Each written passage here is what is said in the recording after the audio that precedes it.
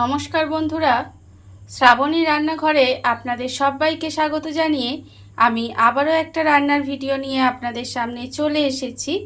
আজকের আমি আপনাদের কুমড়ো পাতায় বেগুন ভাজা বানিয়ে দেখাবো। আশা করি আপনাদের ভালো লাগবে। তার জন্য কিন্তু আমার পুরো ভিডিওটা আপনাদের দেখতে হবে। আর দেখা শুরু করার আগে একটা লাইক দেবেন, সুন্দর একটা কমেন্ট করবেন আর শেয়ার করতে ভুলবেন না। তাহলে চলুন আজকের আমি এই কুমড়ো পাতায় বেগুন ভাজা কিভাবে বানাই সেটা আপনারা একবার দেখে নিন। রান্নাটা করার জন্য প্রথমে আমি এখানে দেখুন বেগুন নিয়ে নিয়েছি, আর বেগুনটা কিন্তু ছোট সাইজের বেগুন নিয়েছি। আর এখানে আমি 3 পিস বেগুন নিয়েছি, কারণ আমি এখানে 3টে কুমড়ো পাতা নিয়েছি, তাই এখানে 3 পিস বেগুন নিয়েছি। আমি এবারে কি করব, এই বেগুনের মধ্যে বেগুনটা কিন্তু আমি এখানে প্রথমে খুব ভালোভাবে ধুয়ে পরিষ্কার করে রেখে দিয়েছি। এইবার বেগুনের মধ্যে অল্প সামান্য একটু নুন দিয়ে দিলাম, আর দেব আমি এখানে অল্প একটু হলুদের গুঁড়ো। এই নুন আর হলুদের গুঁড়োটা প্রথমে কিন্তু বেগুনের মধ্যে খুব ভালোভাবে মাখিয়ে নিতে হবে। এটা কিন্তু প্রথমে খুব ভালোভাবে আমি মাখিয়ে নেব। আর এখানে যে কুমড়ো পাতাটা আমি রেখেছি, এটা কিন্তু আমি গরম জলের মধ্যে নুন দিয়ে এটাকে আমি 10 মিনিট মতো ভিজিয়ে রেখে দিয়েছিলাম। তারপরে কিন্তু জল থেকে তুলে খুব ভালোভাবে একটা পরিষ্কার সুতির কাপড় দিয়ে মুছে রেখে দিয়েছি। আর এখানে আমি দেখুন বেগুনটাও কিন্তু খুব ভালোভাবে নুন হলুদটা মাখিয়ে নিচ্ছি। আর আমি প্রতিদিনের মতো আপনাদের একটা কথাই বলবো যে প্লিজ আমার ভিডিওটা আপনারা টেনে টেনে দেখবেন না, পুরো ভিডিওটা দেখুন। আশা করি আপনাদের ভালোই লাগবে। দেখুন আমি কিন্তু এখানে বেগুনের মধ্যে নুন হলুদটা মাখিয়ে নিলাম। এবারে বেগুনটাকে আমি আলাদা করে সরিয়ে রেখে দেব। বেগুনটা কিন্তু আলাদা সরিয়ে রেখে দিলাম। আর আমি এবারে একটা মিক্সিং জার নিয়ে নিয়েছি।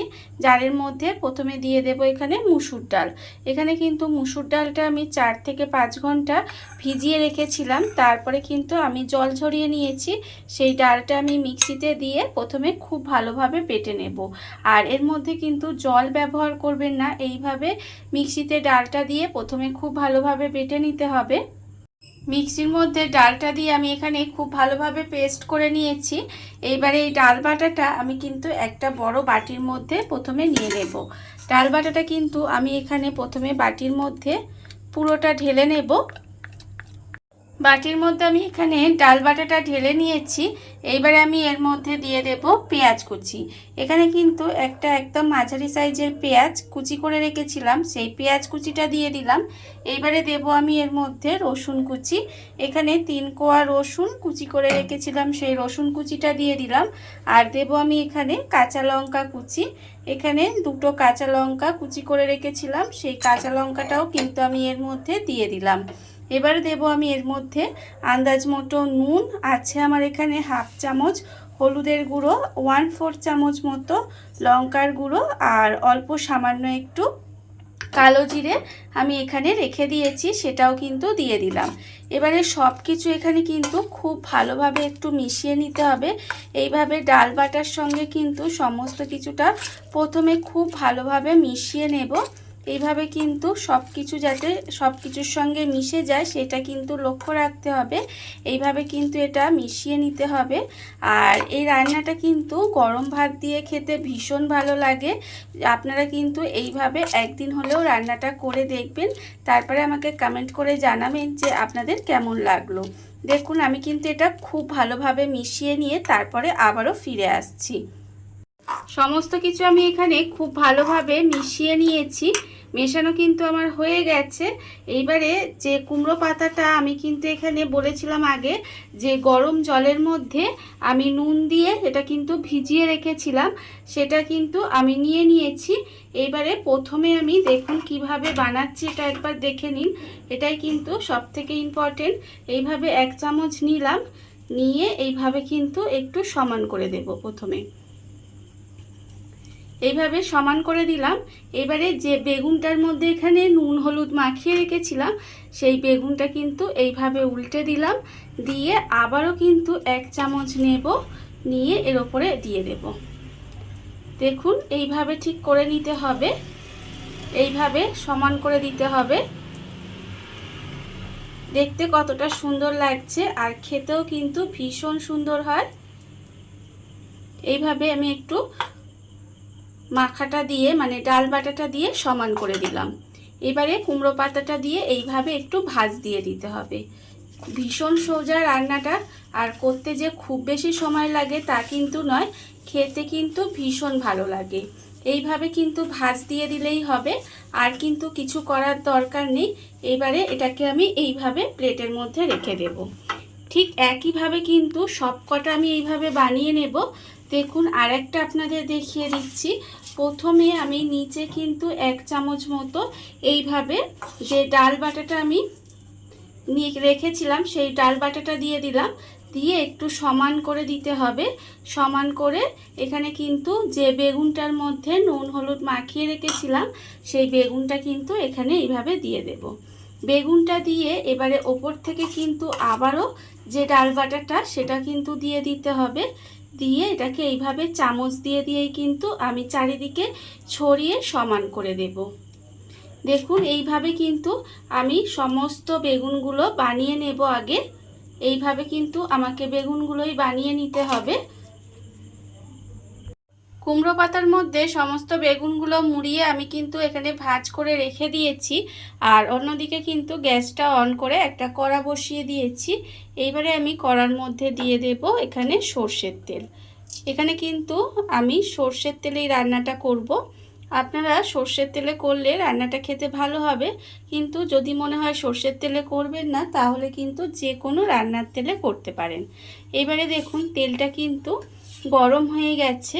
তেলটা কিন্তু খুব ভালোভাবে গরম করে নিতে হবে। করে নিয়ে এইভাবে কিন্তু আমি একটু ছড়িয়ে দেব। তারপরে যে কুমড়ো পাতায় এখানে বেগুনগুলো ভাজ করে রেখে দিয়েছি মানে মুড়িয়ে রেখে দিয়েছি, সেই কুমড়ো পাতাটা কিন্তু এইভাবে উল্টো করে এখানে দিয়ে দেব। এইভাবে কিন্তু উল্টো করে তেলের মধ্যে দিয়ে দিতে হবে। আমি এখানে একটাই দিয়ে করছি, মানে একটা একটা করে করছি। এবারে আমি এটা গ্যাসটাকে লোতে দিয়ে দেব, দিয়ে এইভাবে ঢাকা দিয়ে দেব। গ্যাসটা লোতে দিয়ে এইভাবে ঢাকা দিয়ে কিন্তু আমি 1 মিনিট একটু রান্না হতে দিয়েছিলাম। এইবারে কিন্তু এটাকে আস্তে আস্তে উল্টে দিতে হবে। উল্টে দিয়ে আবারও কিন্তু এটাকে আমি ঢাকা দিয়ে আবারও 1 মিনিট মতো একটু রান্না করে নেব। আর এইভাবেই কিন্তু উল্টে পাল্টে কুমড়ো পাতাগুলো আমায় ভেজে নিতে হবে। গ্যাসটা লোতে দিয়ে আমি কিন্তু এইভাবে উল্টে পাল্টে কিন্তু কুমড়ো পাতাটা ভেজে নিয়েছি। মানে কুমড়ো পাতায় যে বেগুনটা দেওয়া ছিল সেটা কিন্তু ভেজে নিয়েছি। আর এটা কিন্তু সুন্দরভাবে ভাজা হয়ে গেছে। আর এটা কিন্তু একটু সময় নিয়ে গ্যাসটা এইভাবে লোতে দিয়ে উল্টে পাল্টে ভাজবেন, তাহলে দেখবেন ভেতর থেকে সুন্দরভাবে ভাজা হয়ে যাবে আর খেতেও ভালো লাগবে। কিন্তু গ্যাসটা যদি জোরে দিয়ে দেন তাহলে কিন্তু এটা পুড়ে যাবে আর খেতেও কিন্তু অতটা ভালো লাগবে না।